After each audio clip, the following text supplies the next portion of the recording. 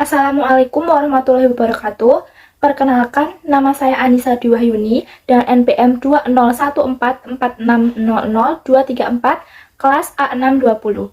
Di sini saya akan menjelaskan materi tentang statistika dasar. Untuk materi yang pertama yaitu ada penyajian data dengan menggunakan tabel. Untuk yang kedua yaitu ada ukuran pemusatan data dan yang ketiga ada ukuran penyebaran data. Di sini terdapat data IQ dari 100 mahasiswa. Nah, di sini nantinya dari data tersebut akan diuraikan atau disajikan ke dalam tabel yang bernama tabel distribusi frekuensi. Nah, langkah yang pertama adalah kita menentukan kisaran atau biasa disebut juga range. Range adalah data terbesar dikurangi dengan data terkecil. Di situ data terbesarnya adalah 129 dan data terkecilnya adalah 84. Dengan dikurangi berarti hasilnya 45. Selanjutnya yaitu adalah kita menentukan kelas interval. Nah, dalam hal ini ada sebuah aturan untuk menentukan banyak kelas yang akan digunakan yaitu dengan aturan Sturges dengan rumus K sama dengan 1 ditambah 3,3 log N. Dengan N sendiri adalah jumlah data, di sini ada 100 data. K sama dengan 1 ditambah 3,3 log 100. Sama dengan 1 ditambah 3,3 log N itu hasilnya 6,6. Jadi 1 ditambah 6,6 sama dengan 7,6. Kita bulatkan saja menjadi 8. Langkah selanjutnya yaitu adalah menentukan panjang kelas atau biasa disingkat dengan P. P didapat dari hasil rank dibagi kelas. Di situ terdapat ranknya sendiri tadi ada 45 dibagi dengan kelas intervalnya tadi 8 yaitu sama dengan 5,625.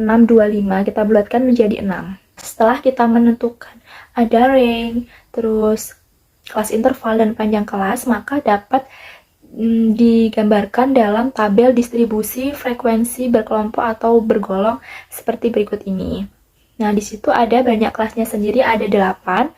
Nah, kalau panjang kelasnya ada 6. 6 itu biasa dihitung dari contohnya dari 84, 85, 86, 87, 88, dan 89. Oke, sebelum kita lanjut ke materi ukuran pemusatan data, kita bisa di sini ada sebuah tabel.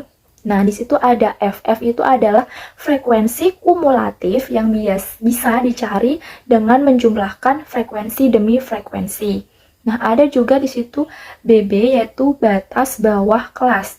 Didapat dari ujung bawah kelas dikurangi 0,5. Di situ contohnya ada 84 sampai 89. Nah, ujung bawah kelasnya itu 84 dan ujung batas atasnya itu 89. Nah, di sini adalah batas bawah kelas berarti 84 dikurangi 0,5 sama dengan 83,5. Ada lagi simbol XI. Nah, itu dibaca tanda kelas atau titik tengah kelas. Nah, itu didapat dari ujung bawah kelas ditambah ujung atas kelas dibagi dengan 2. Berarti di situ contohnya 84 ditambah 89 dibagi dengan 2. Hasilnya ada 86,5.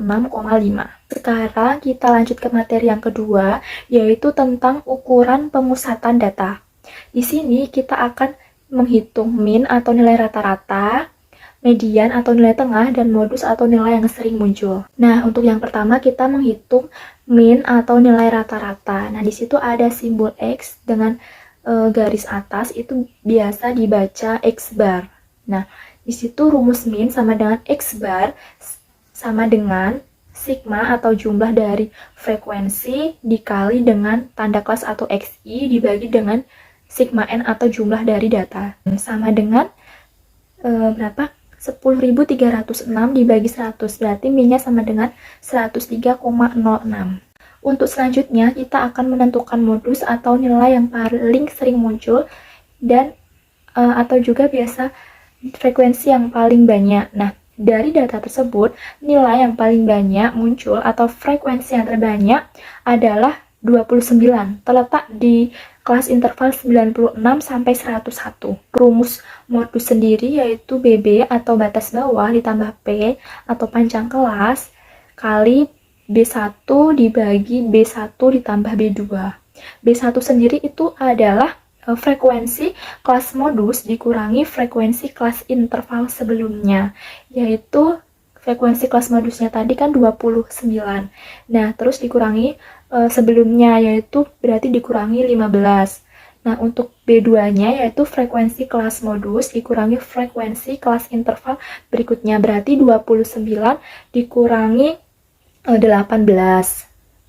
Nah, berarti modusnya adalah batas bawah itunya tadi 95,5 ditambah panjang kelasnya 6 dikali tadi hasil pengurangannya 14 dibagi 14 ditambah 11 sama dengan 95,5 ditambah 3,36. Nah, berarti modusnya adalah 98,86. Oke, untuk yang ketiga itu kita akan menentukan median atau nilai tengah yang menunjukkan 50% dari frekuensi berada di bagian atasnya dan 50% frekuensi berada di bagian bawahnya.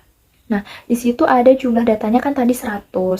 Nah, setengah dari seluruh data, setengah dari 100 itu ada 50 buah. Nah, jadi mediannya terletak di kelas interval ketiga, karena sampai dengan jumlah frekuensi tersebut sudah ada 50. Nah, untuk rumus mediannya sendiri yaitu ada batas bawah ditambah panjang kelas, dikalikan setengah N, itu N-nya adalah jumlah data yaitu 100, dikurangi F. Nah, F itu apa? Frekuensi kumulatif sebelum kelas median dibagi dengan frekuensi. Nah, berarti mediannya, batas bawahnya tadi ada di baris interval ketiga, yaitu berarti batas bawahnya 95,5 ditambah panjang kelasnya 6, lalu dikali setengah N, setengah dari 100 itu 50, dikurangi F. Frekuensi sebelum kelas median, tadi interval ketiga itu ada 50, berarti sebelum 50 itu ada angka 21. Nah, dibagi dengan frekuensi kelas mediannya itu 29. Dihasilkan 95,5 ditambah 6 sama dengan 101,5.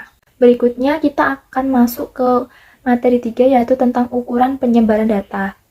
Nantinya kita akan menentukan kuartil, desil, persentil, dan juga variansi. Nah, kalau median itu dikatakan sebagai ukuran perduaan, maka kuartil ini dikatakan sebagai ukuran perempatan. Nah, begitu juga dengan selanjutnya itu ada desil atau disebut juga sebagai persepuluhan, dan persentil itu pembagiannya bisa 1 sampai dengan 99.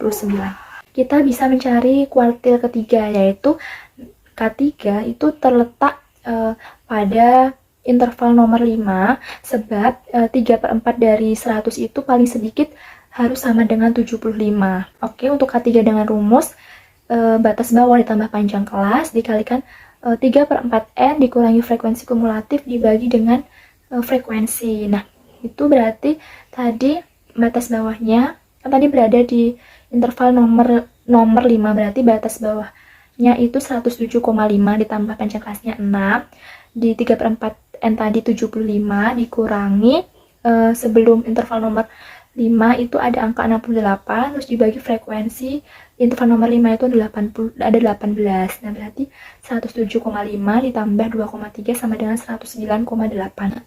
Selanjutnya kita menentukan D6 atau desil ke-6. D6 sendiri terletak pada kelas interval nomor 4. Sebab kenapa? 6/10 dari N atau 6/10 dari 100 itu paling sedikit harus 60. Jadi D6 sama dengan batas bawah 101,5 ditambah 6 dikali 60 dikurangi 50 dibagi 18 sama dengan 101,5 ditambah 3,3 sama dengan 104,8.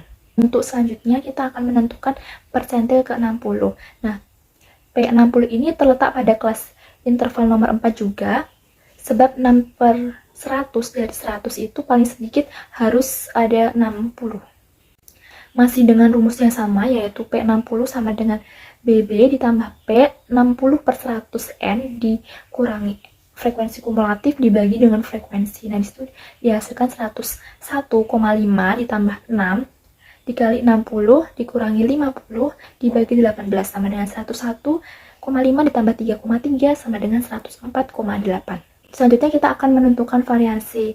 Untuk rumus variansi sendiri itu ada sigma F X I atau tanda kelas dikurangi X bar dikuadratkan dibagi dengan N dikurangi 1. Nah, contoh Yang pertama itu ada XI atau tanda kelas dikurangi X bar. X bar tadi adalah min atau nilai rata-rata. Contohnya itu ada tadi yang pertama XI-nya itu ada 86,5 dikurangi dengan min-nya tadi 103,06, didapatkan hasil negatif 16,56. Nah, begitu juga dengan seterusnya. Oke, karena sudah didapat datanya, maka bisa langsung kita hitung saja variansinya dengan rumus tadi. Sigma F dalam kurung itu ada XI atau tanda kelas dikurangi X bar yang sudah dikuadratkan dibagi dengan N dikurangi 1, berarti ada 9009,4 dibagi dengan 99 itu ketemunya atau hasilnya itu 91,004. Nah, kita bulatkan saja menjadi 91. Nah, berarti variansi dari data tersebut ada 91. Oke, mungkin itu saja yang dapat saya jelaskan. Kurang lebihnya saya mohon maaf. Terima kasih. Wassalamualaikum warahmatullahi wabarakatuh.